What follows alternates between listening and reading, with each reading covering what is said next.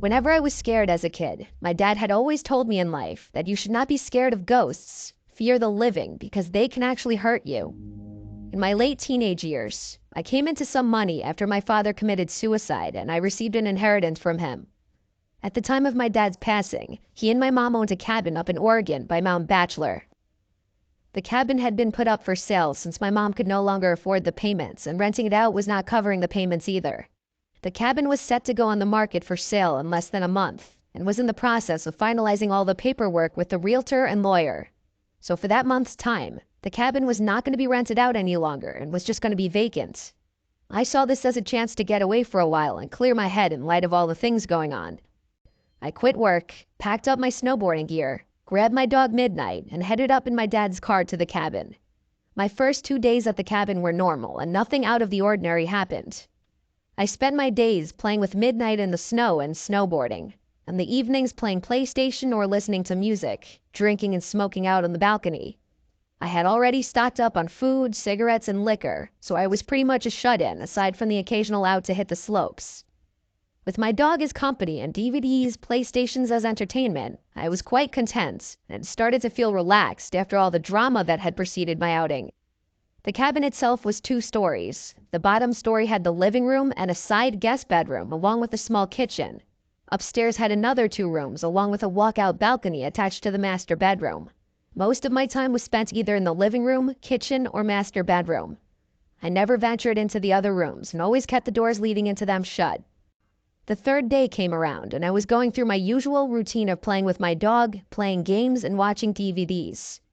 That day it was a pretty heavy snowfall, so instead of hitting the slopes, I stayed in. That's when things started getting a bit weird. In our area, there were only 2 other cabins adjacent to ours, maybe a block away from each other. All other cabins aside from these 2 were around a mile away from ours. Surrounding us was mostly forest and very tall pine trees. Both these cabins were empty, and from the past couple of days, I knew that no one was currently staying there. Around midday, while outside with my dog, I noticed what looked like footprints in the snow around the area surrounding our cabin. It was still snowing, so the footprints looked semi-fresh, like someone had just been there in the last 20 to 30 minutes before me. I thought that maybe someone was staying in the cabin near me that I may not have noticed. Maybe they were shut-ins like me.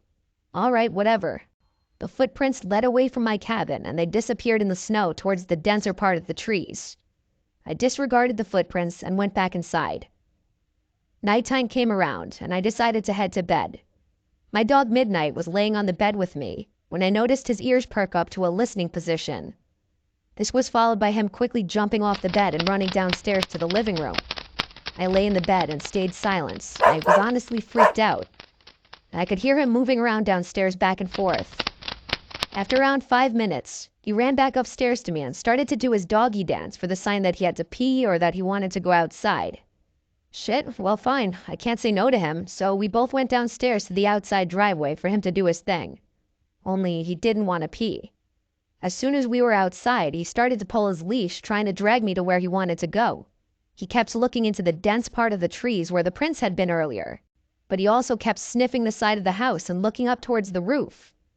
After he figured out that I was not going to go where he wanted, he sat himself down and just stared into the darkness. A bit unusual for him, but alright, maybe there's some forest animals out there that he wants to chase down. But fuck this, I didn't want to chase anything, so I pulled him back inside and we both headed back upstairs. Around half an hour later, I was lying in my bed when I heard what sounded like hooves walking on my roof. It was only a series of around 6 steps, and I rationalized that it could be a pine cone falling from a tree onto the roof, or maybe a kind-hearted forest animal running around. But here's the thing. The steps seemed to be spaced apart like a man-length stride, so it was really freaking me out.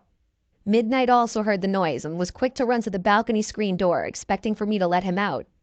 Alright, you know what? I'm a tough guy, and at the time, I considered myself to be fairly well built and strong enough to handle myself. So I grabbed my coat and shoes along with my cigarettes and flashlight and went out onto the balcony. As soon as I went outside, I lit up my cigarette and started canvassing the roof with my light. Nothing there, and the snow on top was undisturbed. Weird.